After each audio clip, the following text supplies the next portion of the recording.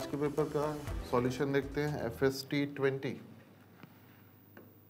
बहुत ही important test है। जो बच्चे टेस्ट नहीं दिए बेटा इसको सॉल्व जरूर कर लेना एक बार घर पे, ठीक है। FST 20 फुल सिलेबस 20 का वीडियो सॉल्यूशन। क्वेश्चन नंबर 53 क्या है 53 में? What is the common property of oxide CO, NO and N2O? CO, NO और N2O में कॉमन प्रॉपर्टी क्या है? तो भाई नॉन मेटल के ऑक्साइड्स होते हैं एसिडिक होते हैं, ठीक है। लेकिन ये सब एसिडिक बिल्कुल भी नहीं होते, ठीक है। ये सब होते हैं न्यूट्रल ऑक्साइड। तो इनमें न्यूट्रल ऑक्साइड में किस ऑप्शन में दिख रहा है बेटा? थर्ड में, तो ये होगा थर्ड ऑप्शन, ठीक है। नेक्स्ट चलते हैं बेटा। नेक्स्ट बोल रहा है क्वेश्चन नंबर 54। क्वेश्चन 54 क्या कह रहा है इसमें? The correct order of decreasing bond length of CO, CO2 and CO3 - 2। CO आपको पता है C और O के बीच में ट्रिपल बॉन्ड होता है। दूसरा बोल रहा है बच्चों CO2, यहाँ पे डबल बॉन्ड है C और O के बीच में। और तीसरा बोल रहा है भाई CO3 2-, ठीक है। ये कार्बोनेट आयन है। यहाँ आप देख रहे हो कार्बोनेट आयन में पार्शियल डबल बॉन्ड कैरेक्टर है क्योंकि यहाँ पे रेजोनेंस है, ठीक है। तो ये है जो कार्बोनेट आयन, इसमें पार्शियल डबल बॉन्ड है, रेजोनेंस के नाते पार्शियल डबल बॉन्ड है बच्चों, पार्शियल डबल बॉन्ड है, ठीक है भाई। अच्छा पार्शियल डबल बॉन्ड हो गया, यहाँ एग्जैक्ट डबल बॉन्ड है और यहाँ पे ट्रिपल बॉन्ड है। तो भाई बॉन्ड लेंथ सबसे कम ये हो जाएगा, ठीक है भाई। उसके बाद CO2 हो जाएगा और सबसे ज़्यादा हो जाएगा CO3 - 2 में। तो सबसे कम, ठीक है, उससे थोड़ा ज़्यादा CO2 और रेजोनेंस के नाते CO3 - 2 का ये बॉन्ड लेंथ का ऑर्डर होगा, बॉन्ड लेंथ ऑर्डर, ठीक है। क्या बोल रहा है? The correct order of decreasing bond length, decreasing पूछा है भाई, तो ऑर्डर लग जाएगा आपका सबसे ज़्यादा CO3 2-, उसके बाद CO2 और सबसे छोटा CO। आंसर में ये हो जाएगा। एक इस ऑप्शन में दे रहा हूँ, आइए देख लेते हैं।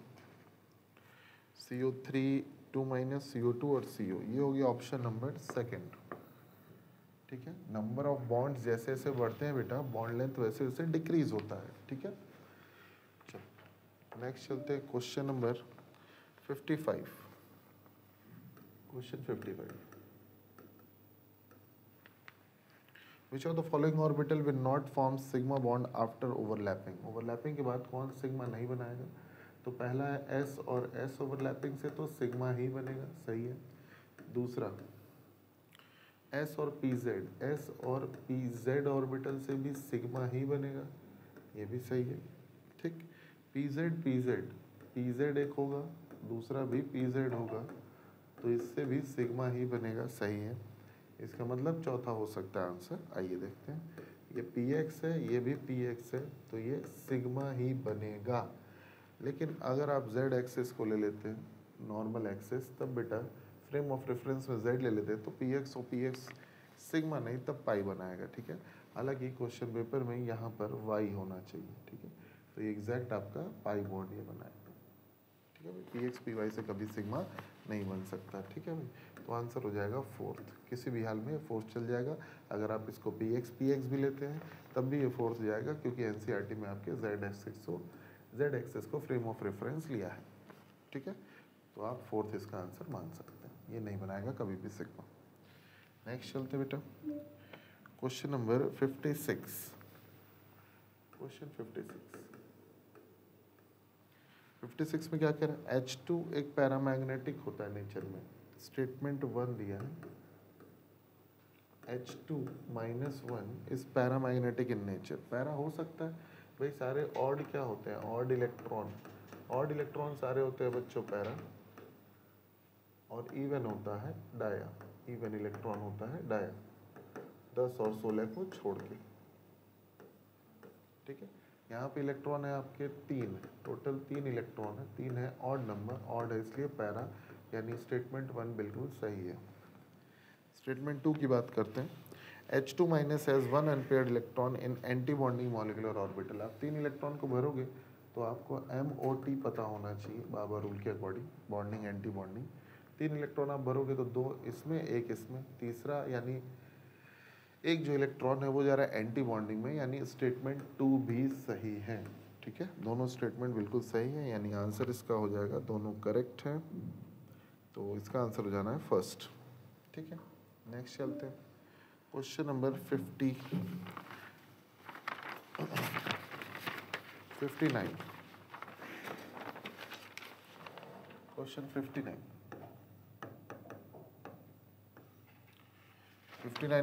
IUPAC name of the compound. IUPAC name पूछ रहा है भाई।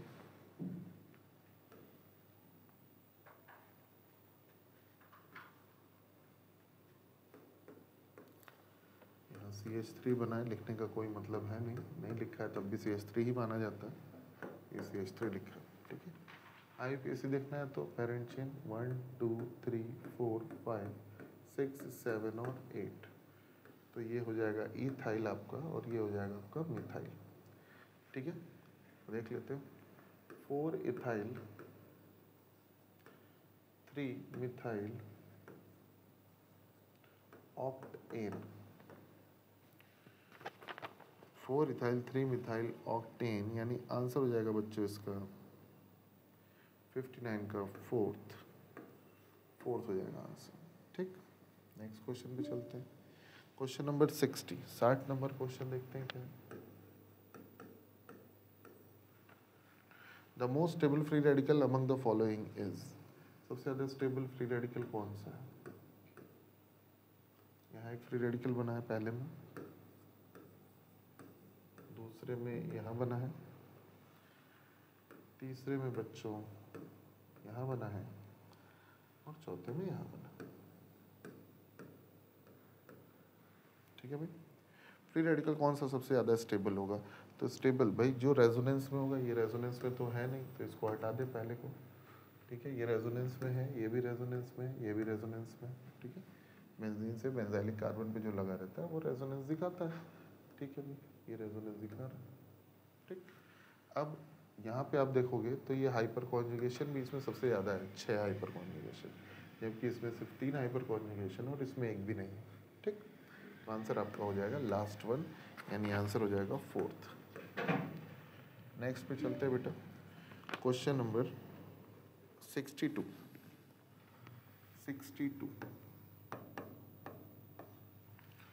एक मैच द कॉलम क्वेश्चन है, रिएक्शन दिया हुआ है और आपको टैली करना है। क्वेश्चन पेपर आपके पास हो तो आप देखिए। N butane 2 methyl propane, n butane से 2 मिथाइल प्रोपेन बन रहा है, मतलब आपके पास यहाँ पे ब्यूटेन है और यहाँ पे आपको बन जा रहा है 2 मिथाइल प्रोपेन। ठीक, दूसरे में आपके पास CH4 है प्लस Cl2, सनलाइट में ये दे रहा है CH3Cl। तीसरा आपका दे रहा है RCOONA, सोडा लाइम लिया है, और ये दे रहा है RH। और चौथा है आपका RX plus Na gives RR, arrow पर ईथर है। सोडियम एंड ईथर देखते ही आपने क्या लगा दिया इसका, वुड्स रिएक्शन। ठीक है भाई, यानी डी का हो जाएगा सेकंड। ठीक है, ए से देख लेते हैं, ब्यूटेन कौन सा है, डी कार्बोक्सिलेशन कौन सा है, सी में आप देख रहे हो सोडा लाइम यूज हुआ है, अल्केन बन रहा है, एक CO2 उड़ जा रहा है यहाँ से, CO2 निकल जा रहा है। ठीक है, तो ये आपका हो गया डी कार्बोक्सिलेशन, यानी सी पे हो जाएगा आपका फोर्थ। बी देख लेते हैं, CH4 से ये रिएक्शन हो रही है, अब ये फ्री रेडिकल सब्सटीट्यूशन में है। देखो भाई, ये फ्री रेडिकल बनाएगा, ये इधर ये H निकल जाएगा। ठीक है, फ्री रेडिकल सब्सटीट्यूशन कहेंगे, तो बी का फ्री रेडिकल सब्सटीट्यूशन होगा, और फ्री रेडिकल सब्सटीट्यूशन है फर्स्ट पे। ठीक है, इसके बाद ये आप देख रहे हो ब्यूटेन में आइसोमराइजेशन हो जा रहा है, चेन आइसोमर बन जा रहा है। चेन आइसोमर बन जाएगा बच्चों, तो चेन आइसोमराइजेशन ये आपको दिया हुआ है तीसरा। ठीक है, A3B1C4D2, मैंने तो कॉलम हो गया 3142 3142 3142 पहला हो जाएगा आंसर बच्चों, फर्स्ट ऑप्शन में ऐसा दिया। ठीक है, मैकेनिज्म मिलाना था, नेम रिएक्शन देखना था क्या हो रहा है। नेक्स्ट क्वेश्चन देखते हैं, question number 63। Propene react with HBr in presence of benzoyl peroxide to yield 2-bromopropane। भाई प्रोपीन है, HBr है, बेंजोइल पेरोक्साइड, पेरोक्साइड प्रेजेंट है, कोई भी ऑर्गेनिक पेरोक्साइड यहाँ प्रेजेंट है, टू yield 2-ब्रोमोप्रोपेन, यहाँ पे 2-ब्रोमोप्रोपेन बना रहा है। तो क्या ये सही है? नहीं। जब आप HBr के साथ अनसिमेट्रिकल अल्कीन लेते हैं कोई भी और पेरोक्साइड होता है तो यहाँ लगता है anti Markovnikov addition rule, anti Markovnikov लगेगा तो Br जाएगा यहाँ किनारे, तो ये तो गलत हो गया। स्टेटमेंट 1 गलत है बच्चों, S1 गलत है। स्टेटमेंट 2 देखते हैं, in presence of peroxide the addition of HBr to propene follows ionic mechanism. Ionic नहीं, ये भी फ्री रेडिकल मैकेनिज्म ही फॉलो करता है, तो स्टेटमेंट 2 भी गलत है। दोनों स्टेटमेंट गलत है, कॉपी में नोट्स में आप देख सकते हैं, दोनों का मैकेनिज्म बताया गया है। ठीक है, दोनों स्टेटमेंट इनकरेक्ट है, तो इसका आंसर सेकेंड हो जाएगा बच्चों, बोथ आर इनकरेक्ट। नेक्स्ट चलते हैं, question number 64। The correct order of reactivity towards electrophilic substitution.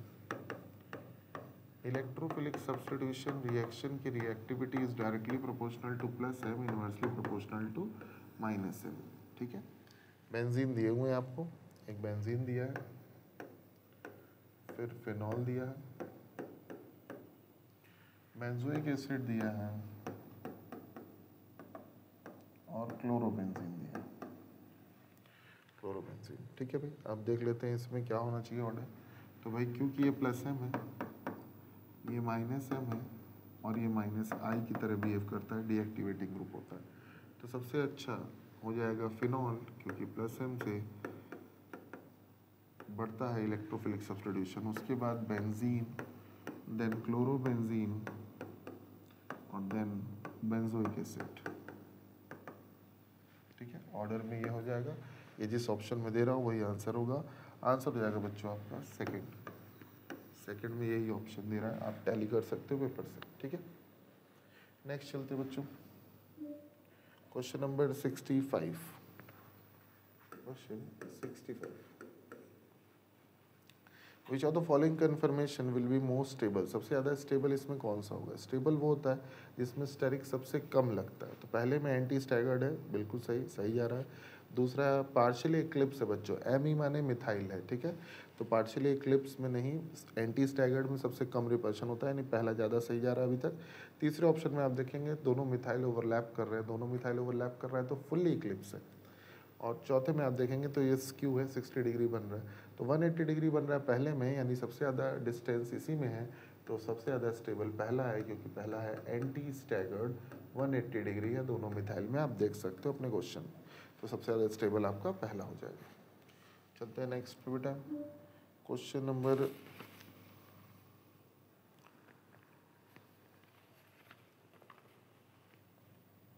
72। Question 72. The negative part of the addendum, the molecule to be added, adds on the carbon atom to the double bond and containing the least number of hydrogen atom. This is known as the negative part. जुड़ने वाले का hydrogen उस पर जाए, जुड़ने वाला part, negative part उस पर जाए जहाँ पे हाइड्रोजन की संख्या कम हो, इसी को आप कहते हो मार्कोनिकॉफ रूल। तो 72 का हो जाएगा तीसरा, ये हो जाएगा मार्कोनिकॉफ। ठीक है, नेक्स्ट क्वेश्चन देखते बेटा, question number 73।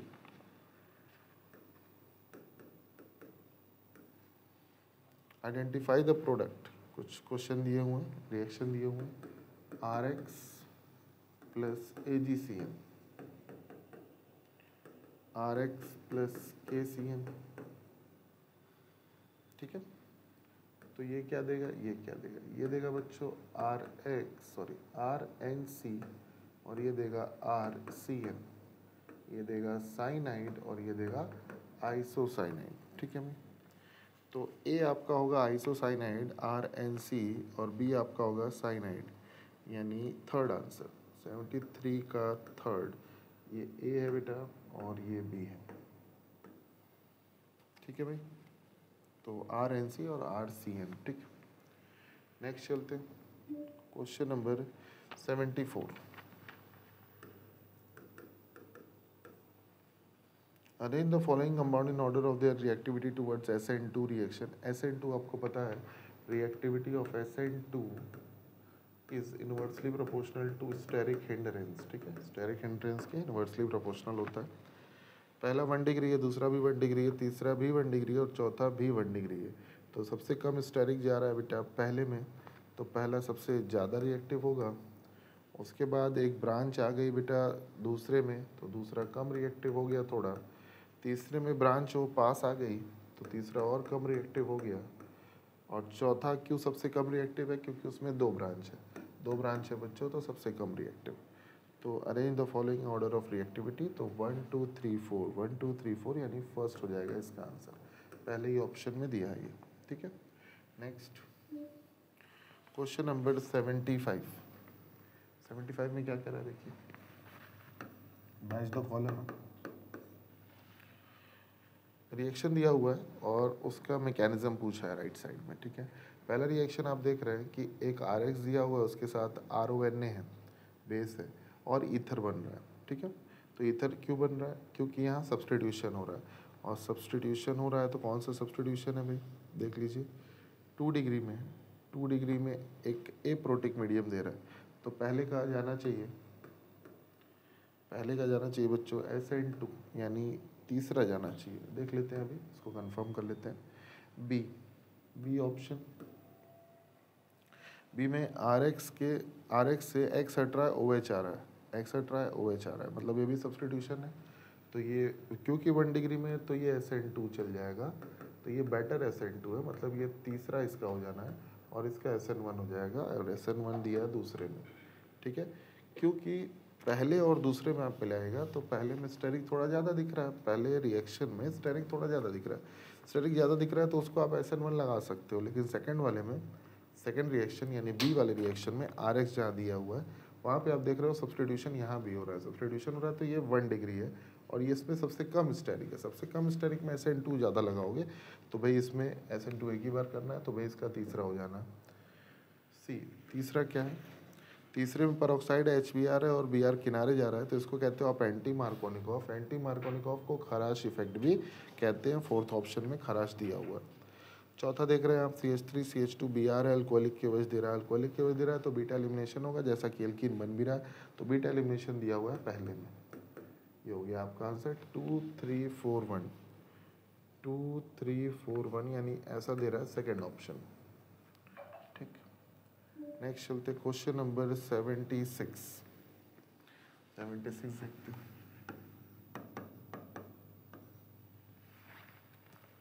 Dehydration of the following in increasing order is, dehydration कराना है, तो भाई पहले में आप देख रहे हो रेजोनेंस है तो OH नहीं निकलेगा, OH नहीं निकलेगा, रेजोनेंस के नाते नहीं निकलेगा। दूसरे में OH निकलेगा तो ये कैटायन बनाएगा, अल्कीन बना के आप देखते हो तो अल्कीन ये बनेगा, कैटायन ये बनेगा और अल्कीन ये बन जाएगा। ठीक है, तीसरे में आप देख लो, तीसरे में कैटायन ये बनेगा और अल्कीन ये बन जाएगा।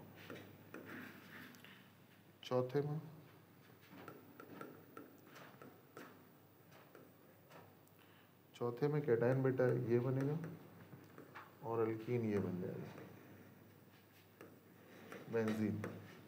ठीक है, तो पहले में डिहाइड्रेशन होना नहीं है, इसमें अल्कीन सबसे ज़्यादा स्टेबल मिल रहा है, रेजोनेंस स्टेबलाइज, उसके बाद इसमें और सबसे कम इसमें रेजोनेंस नहीं है।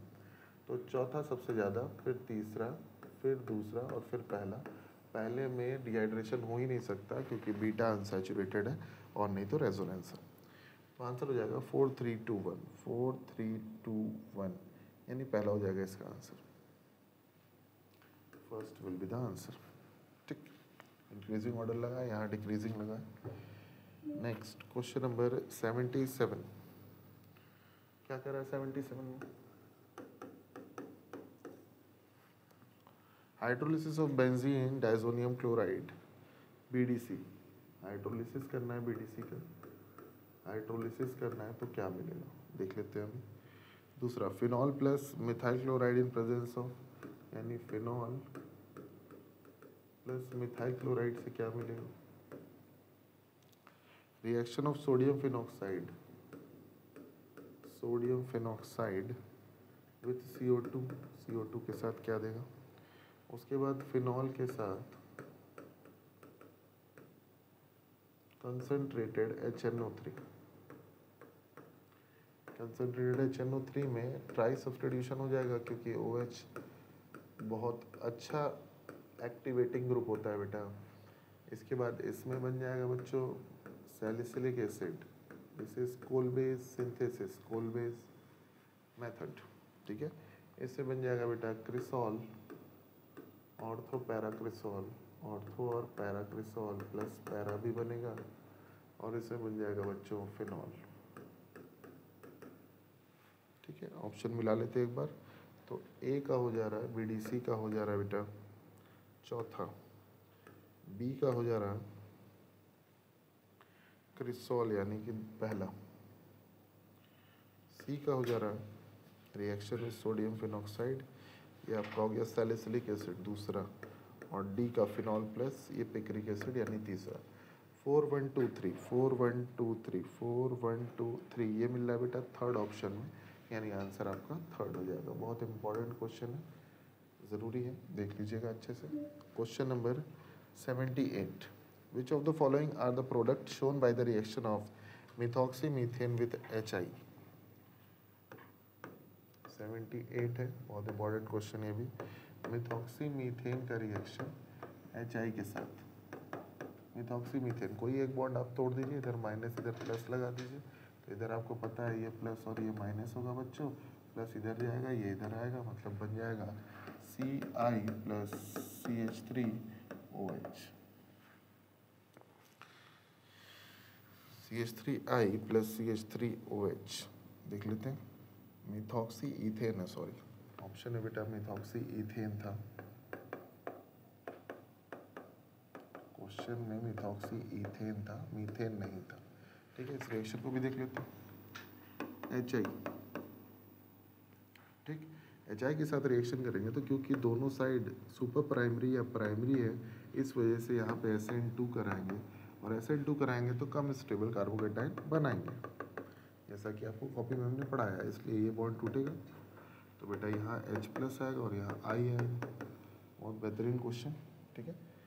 SN2 में हमेशा छोटे ग्रुप के साथ आयोडीन निकलता है, ठीक है, छोटे ग्रुप के साथ, तो आपको क्या मिलेगा यहाँ पे CH3I मिलेगा प्लस मिलेगा इथेनॉल, ऐसा जिस ऑप्शन में दे रहा हो वो लगा लीजिए, इथेनॉल प्लस CH3I यानी फोर्थ हो गया इसका आंसर, फोर्थ ऑप्शन, ठीक। नेक्स्ट चलते हैं, question number 79, match the column 1 and 2, mark the appropriate choice, ठीक है। रिएक्शन दिया हुआ है कुछ, क्वेश्चन नंबर 79 है ये, कुछ रिएक्शन दिया हुआ है बच्चों A, B, C और D, आपके पास पेपर होगा अवेलेबल, आप उसमें देख सकते हैं। पहले में जिंक मर्करीन HCl यूज़ कर रहा है, जिंक मर्करीन HCl यूज़ करेगा तो अल्डिहाइड कीटोन अल्केन में कन्वर्ट हो जाता है, यहाँ कीटोन को अल्केन में तोड़ रहा है, यानी क्लीमेंसन है, यानी A का हो गया 2 क्लीमेंसन रिडक्शन। दूसरे में आप देख रहे हो बेंजल्डिहाइड है, उसके साथ सॉल्ट है और एक अल्कोहल है, ठीक है, तो ये आपका किस में जाएगा, NaOH के साथ है। अच्छा, बेंजल्डिहाइड दे रहा है आपका सॉल्ट और अल्कोहल, ठीक है, तो ये कैनिज़ारो रिएक्शन चल जाएगा बच्चों, फोर्थ कैनिज़ारो है क्योंकि अल्फा H नहीं है बेंजल्डिहाइड में और बेस है। C हो गया आपका बेंजीन के साथ CH3COCl दे रहा है, तो फिर क्या बन रहा है, एसिटाइलेशन हो रहा है, एसिटाइलेशन हो रहा है, तो इसको आप फ्रीडल क्राफ्ट रिएक्शन में रखते हो, किस में रखते हो, फ्रीडल क्राफ्ट, तो यहाँ फ्रीडल क्राफ्ट हो जाना है, यानी C का हो जाएगा तीसरा। D में क्या बोल रहा है भाई, C6H10O है, NH2NH2 के साथ रिएक्शन है, NH2NH2 या N2H4 में जब भी रिएक्शन होगा बेसिक मीडियम में तो इसे वुल्फ किश्नर रिडक्शन कहेंगे, तो वुल्फ किश्नर रिडक्शन यानी डी का हो जाएगा पहला। 2431 2431 2431 ऐसा ऑप्शन नंबर 1 में ही दिख रहा है, तो पहला हो जाएगा इसका आंसर, ठीक है। टैली कर लीजिए, नेम्ड रिएक्शन है सब। नेक्स्ट क्वेश्चन नंबर 80, 80 देखते हैं। Which of the following would have smallest pK value? pK value सबसे कम किसका होगा? Acidic is inversely proportional to pKa, ठीक है, देख लीजिए। तो pKa सबसे कम किसका होगा? जिसका एसिडिक स्ट्रेंथ सबसे ज़्यादा होगा। और एसिडिक स्ट्रेंथ निकालने के लिए बच्चों आपको पता है -IK directly plus IK inversely.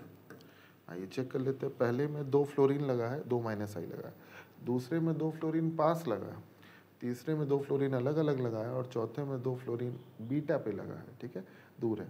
यानी सेकंड में सबसे पास फ्लोरीन लगा है COOH के, तो जितना पास होगा -I उतना ज़्यादा इफेक्ट डालेगा, यानी सेकंड हो जाएगा answer. Answer will be second. Next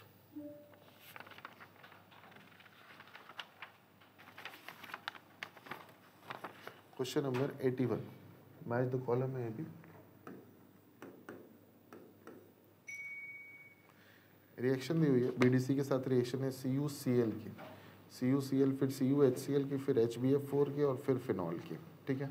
तो भाई N2 से CuCl के साथ जब रिएक्शन होती है, यानी पहला जो रिएक्शन है ये आपका रिएक्शन हो जाएगा सैंडमेयर। चौथा बी, आप जब कॉपर लेते हो एलिमेंटल फॉर्म में तो इसे गैटरमैन रिएक्शन कहते हैं। प्रोडक्ट दोनों में सेम ही बनता है, सैंडमेयर गैटरमैन में, लेकिन सैंडमेयर को प्रेफर किया जाता है, ठीक है। फिर HBF4 के साथ जब रिएक्शन करते हैं तो ये बाल-शीमान रिएक्शन चल जाता है, बाल-शीमान ये सेकंड हो गया। और चौथा है भाई ये कपलिंग रिएक्शन हो गया, फिनॉल के साथ BDC की रिएक्शन एजो डाई टेस्ट होता है, तो ये कपलिंग रिएक्शन हो गया, ये हो गया फर्स्ट। तो 4 3 2 1 जिस ऑप्शन में आपको मिल जाए, 4 3 2 1 ये पहले ही ऑप्शन में मिल गया, तो 81 का हो गया पहला। नेक्स्ट क्वेश्चन देखते हैं बेटा, क्वेश्चन नंबर 82। 82 बहुत ही बेहतरीन question. Which of the following method can be used to carry out the following conversion? आइए देखते हैं क्या है कन्वर्जन में। यहाँ बच्चों बेंजीन नहीं है, ये बेंजीन नहीं,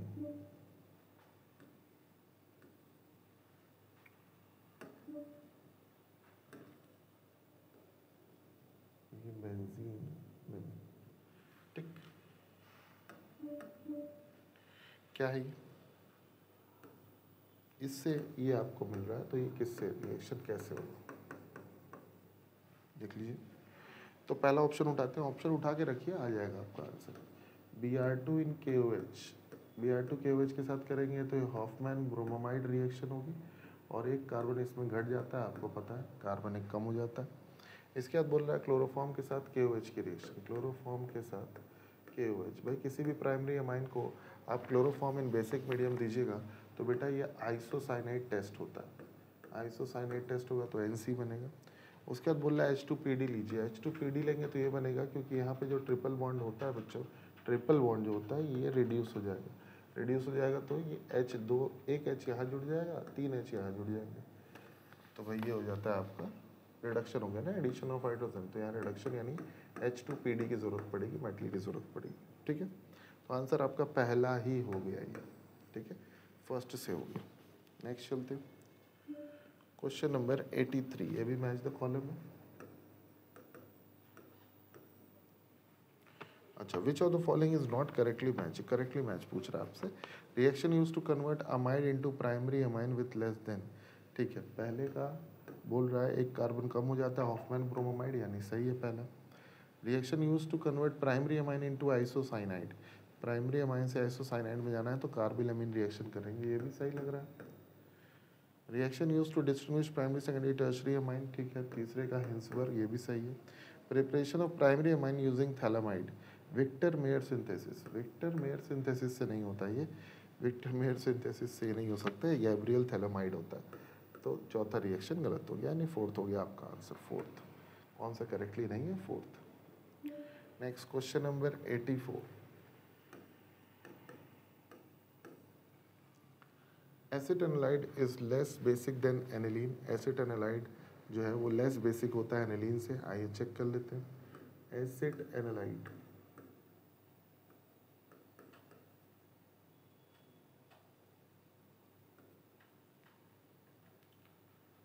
एसिड एनालाइड, ये गलत हो रहा है।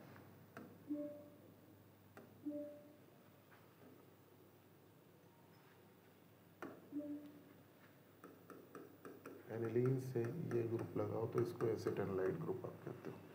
ठीक है, एसिड एनालाइड हो गया बेटा। Is less basic than aniline, check कर लेते हैं। ये एनिलीन है, ठीक। एनिलीन में ये लोन पेयर यहाँ डिलोकलाइज है, जबकि एसिड एनालाइड में यहाँ भी डिलोकलाइज है और यहाँ भी डिलोकलाइज है। ठीक है, दो जगह डिलोकलाइज है। तो भाई दो जगह डिलोकलाइज हो गया तो कम हो गई इलेक्ट्रॉन डेंसिटी, सबसे कम। जितना कम इलेक्ट्रॉन डेंसिटी उतना कम बेसिक। तो ज़्यादा बेसिक कौन हो गया? एनिलीन हो गया। Aniline is more basic.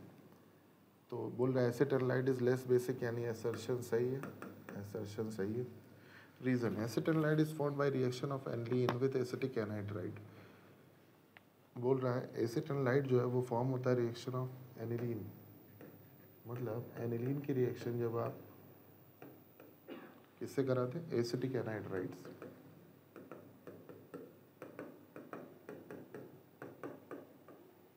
ठीक है, इससे रिएक्शन जब आप कराओगे तो ये बॉन्ड टूटेगा, यहाँ से H निकलेगा।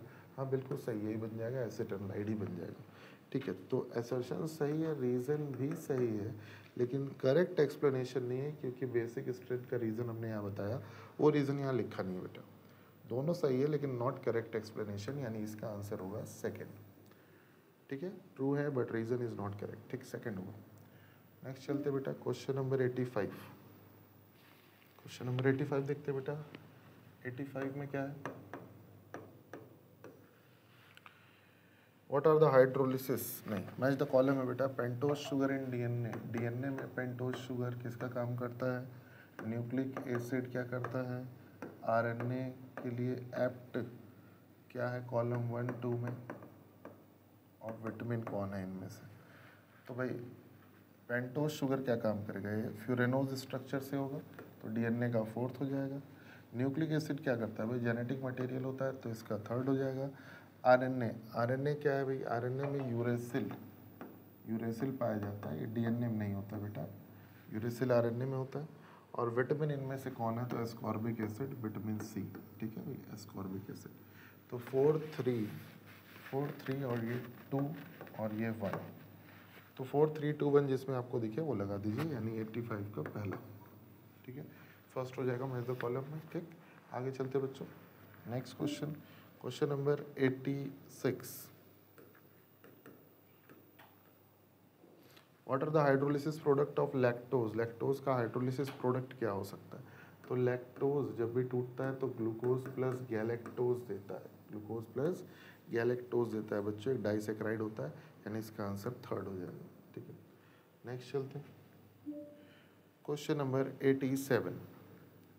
87 में क्या है? Starch is composed of 2 polysaccharide which are, starch जो है वो 2 तरह के पॉलीसेक्राइड से बना होता है, किससे किससे? तो एमाइलोज से और एमाइलोपेक्टिन से, एमाइलोज और एमाइलोपेक्टिन, जिसमें ये लगभग 80% होता है और ये लगभग 20% होता है। ये लीनियर होता है जबकि ये ब्रांच्ड होता है। ठीक है भाई, चलते हैं नेक्स्ट पे। Question number 88। 88 में क्या कह रहा है बच्चों? कि न्यूक्लियोसाइड हाइड्रोलिसिस पे क्या देता है? न्यूक्लियोसाइड, न्यूक्लियोटाइड देता है 3 चीज़ें, न्यूक्लियोसाइड देगा 2 चीज़ें। कौन कौन सी चीज़ें भाई? ये देगा बच्चों नाइट्रोजनस बेस देगा और शुगर देगा, शुगर। तो इसमें शुगर और नाइट्रोजनस बेस जिस ऑप्शन में दिखे आप लगा सकते हैं, पहले में ही दिया है बेटा, तो पहला हो जाएगा। ठीक है, अगर ये टाइड होता, न्यूक्लियोटाइड होता तो तीसरा होता आंसर, न्यूक्लियोसाइड बोल रहा है। चलते हैं नेक्स्ट पे, क्वेश्चन नंबर 89। 89 में क्या कह रहा है? A type of zeolite used to convert alcohol directly into gasoline, बहुत बेहतरीन क्वेश्चन है ये, ZSM5 होगा इसका, याद करना पड़ेगा आपको। जियोलाइट है ZSM5, जो किसी भी अल्कोहल को गैसोलीन में डायरेक्टली चेंज कर देता है। Next question, question number 90। In SiO4-4 the tetrahedral molecule 2 oxygen atom are shared in SiO4, 2 oxygen atom इसमें क्या करते हैं, क्या बनाते हैं? चेन सिलिकेट बनाते हैं, शीट सिलिकेट बनाते हैं, क्या बनाते हैं? तो बच्चों इसका आंसर होगा तीसरा, चेन सिलिकेट, चेन सिलिकेट बनाते हैं। ठीक है भाई, शेयर्ड होते हैं। 2 oxygen atom are shared in chain silicate. Chain जैसा स्ट्रक्चर बनाते हैं, लीनियर स्ट्रक्चर बनाते हैं, तो उसे चेन सिलिकेट बोला जाता है। ठीक, देख लेते हैं और कोई क्वेश्चन अगर छोटा हो पेपर में तो।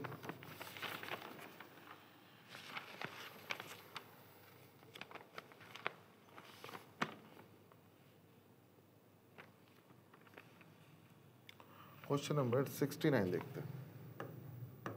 Question 69, electronic configuration of on the basis of crystal field splitting, यानी बोल रहा है CuNH3 6 पर +2 2+। कॉपर है, copper atomic number 29, 3D10, 4s1 होता है, +2 में है, +2 में जाने के बाद 3D9 हो जाएगा बच्चों।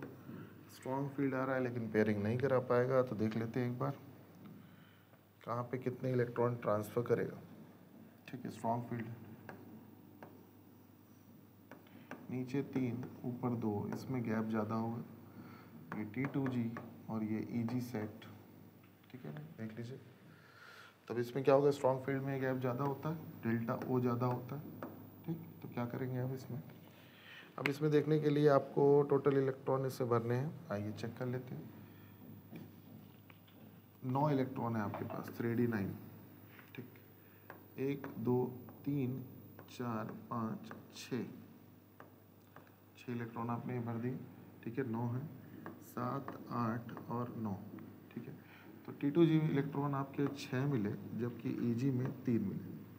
ठीक है, तो T2G में 6 इलेक्ट्रॉन आ रहे हैं, 3D9 फिल करके देखें तो T2G में 6 आ रहे हैं और EG में 3 आ रहे हैं। 6 और 3 यानी ऑप्शन आपका मिल रहा है सेकंड हो जाएगा इसका आंसर बच्चों। नेक्स्ट चलते हैं क्वेश्चन नंबर 70 पर। ये भी मैच द कॉलम है। Analytical chemistry, volumetric estimation, catalyst और इलेक्ट्रोप्लेटिंग। भाई पहला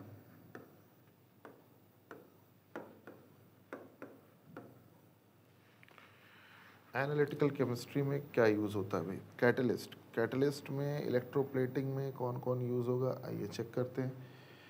तो एनालिटिकल में, वॉल्यूमेट्रिक में आपका EDTA जाएगा, यानी सेकंड हो जाएगा, फर्स्ट हो जाएगा। इलेक्ट्रोप्लेटिंग और कैटलिस्ट में आपका रोडियम विल्किंसन कैटलिस्ट चल जाएगा, यानी C का आपका 4 हो जाएगा। देख लीजिए, C का 4। ठीक, एनालिटिकल केमिस्ट्री में आपके कॉपर वगैरह यूज़ होंगे, आयंस यूज़ होंगे, तो A का 3 हो जाएगा। ठीक है, आयन कलर शो करेंगे। ठीक है, एनालिसिस करने में मदद करेंगे। और उसके बाद इलेक्ट्रोप्लेटिंग में आपका सिल्वर कॉम्प्लेक्सेस हो जाएगा, तो D का 2 हो जाएगा। 3 1 4 2 देख लेते हैं आंसर। 3 1 4 2 यानी आंसर इसका हो जाएगा बेटा तीसरा। ठीक, next question number 71, which complex compound is most stable, कौन सा सबसे ज़्यादा स्टेबल है। तो भाई जिसमें आपका चिलेशन इफेक्ट देखने को मिले। ठीक है, चिलेशन इफेक्ट जहाँ देखने को मिलेगा वहाँ पर होगा सबसे ज़्यादा स्टेबल। तो पहले में EN है, तो सेंट्रल मेटल है, ये बाइडेंटेट होता है, तो चिलेशन होगा इसमें। दूसरे, तीसरे और चौथे में कहीं भी चिलेशन नहीं है, यानी पहला हो जाएगा इसका आंसर। पहले में बच्चों इथिलीन डाइअमीन है, इथिलीन डाइअमीन जब बाइडेंटेट लिगेंड होता है तो 2 साइड से इलेक्ट्रॉन डोनेट करता है, 2 साइड से डोनेट करने पर एक रिंग फॉर्मेशन होता है। रिंग फॉर्मेशन होगा तो जिनमें भी रिंग फॉर्मेशन होता है उसे कहते हैं चिलेशन फिनोमेना, और चिलेशन से स्टेबिलिटी बहुत ज़्यादा बढ़ जाती है कंपाउंड की। ठीक है, दैट्स ऑल।